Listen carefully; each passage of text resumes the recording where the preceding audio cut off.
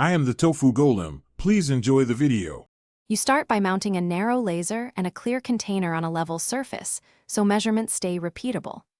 Once aligned, place a sheet of white paper behind the container to capture the transmitted spot. Mark the beam path on the paper. Draw the normal at the entry point and set your first incident angle. 10 degrees is a good beginning. Make sure the beam strikes away from edges to avoid multiple refractions and that the laser is perpendicular in height to the mark. You now measure the transmitted ray and determine the refracted angle.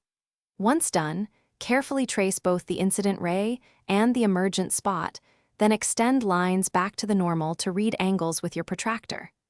If using a flat container, use geometry to compute internal angle from the emergent spot.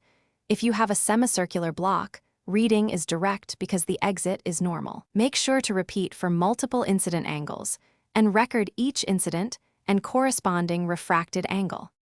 You finish by converting measurements into refractive index values.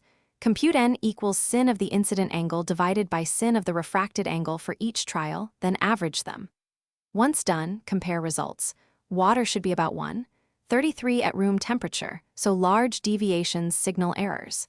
If values vary, make sure the laser, normal mark, and protractor are aligned, eliminate surface ripples, and repeat.